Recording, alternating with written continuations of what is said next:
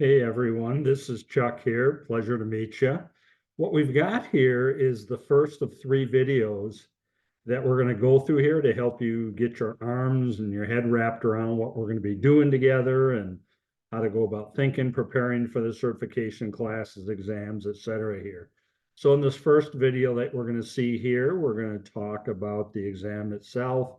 Second video, we'll go in and look at some of the online content and kind of help you look around a bit. And then the third one, we'll look at our time together, pre-class, during class, after class, how you can structure things to prepare for taking the exam and that stuff. So let's get started with this first one, taking the exam. I'm going to share my screen and we're going to go over to a whiteboard here.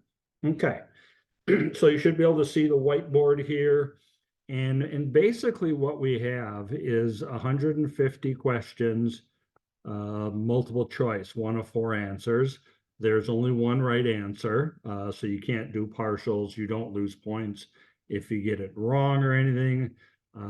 What we talk about in our certification exams is you have about 225 minutes to take the exam.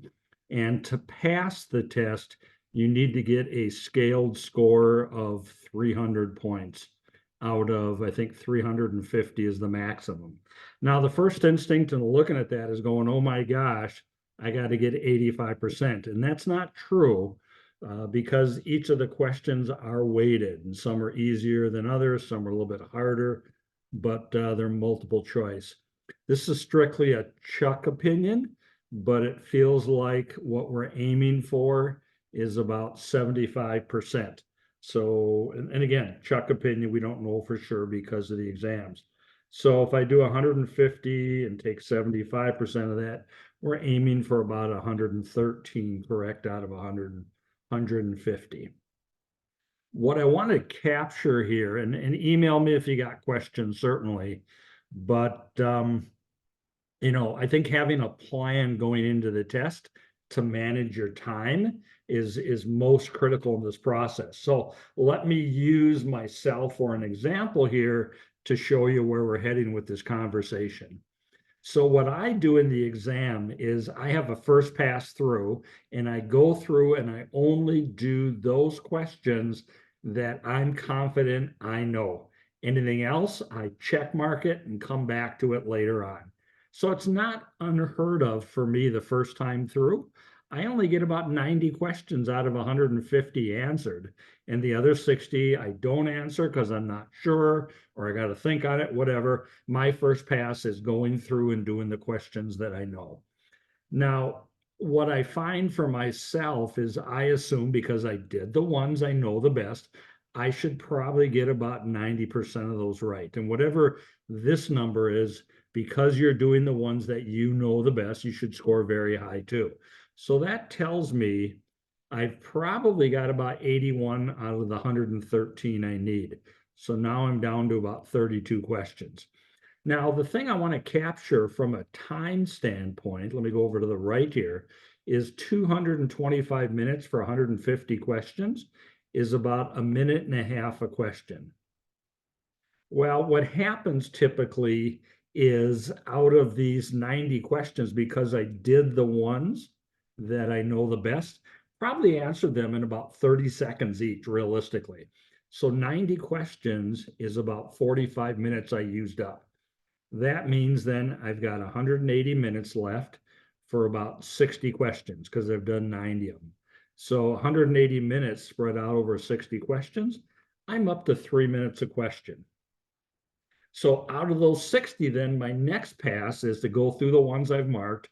And what I found typically is about probably, I'd say 2/3 of those I was real close on, but I wasn't sure. I didn't want to think too hard. I marked them and came back. So I get probably another 40 done.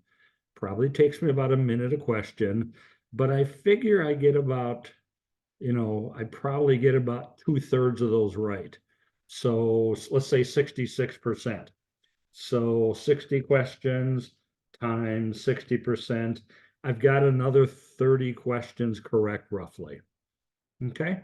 And I've used up another 40 minutes. So now I've got 20 questions left. I'm right there. And when I say right there for passing, if you study hard, you study consistently and thoughtfully, you work a plan that you created, you usually get right there. And then it's our study habits that get us over the top. So now I've got 20 questions left with 140 minutes.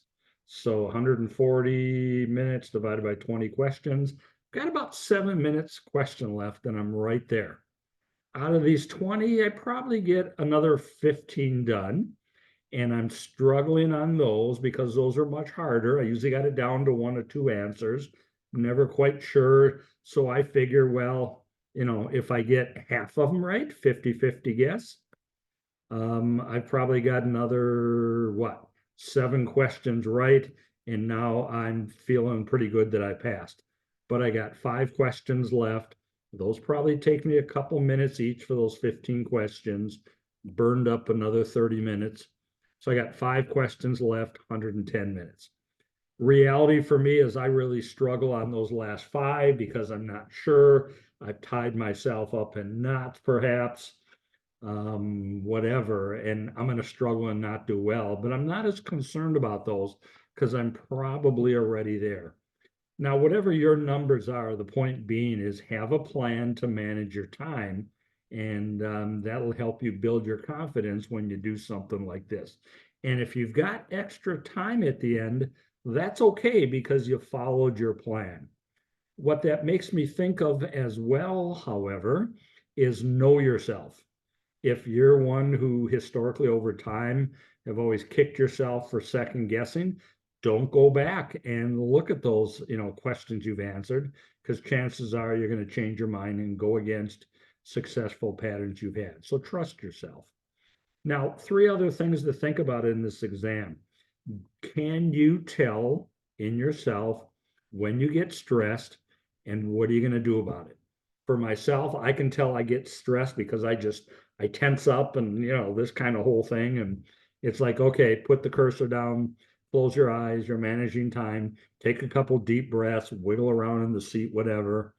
And you're ready to tackle it again. The second one is, can you tell in yourself when you don't know? I can tell when I don't know because I start like a ping pong match. It's just like, well, it could be this if it's because of this, but it can't be this because of this. And then pretty soon I'm going back and forth and I'm going, oh my gosh, I don't have a clue. Mark that question and come back. So can you tell in yourself when you don't know? And again, what are you going to do? Third one that's very challenging is when you find yourself saying, well, back at work, we do this. The minute you say that, that should flag you too. So mark it and come back to it. Now, it doesn't mean you're doing it wrong at work, but the reality is, high stakes testing, which is what ours is, has to be based on, legitimate material and research, et cetera, which means it probably comes out of textbooks, and textbooks take a while to publish. So they're a little bit behind the times sometimes. And if you're working for a good company that's keeping up on supply chain, chances are you're doing cutting edge stuff.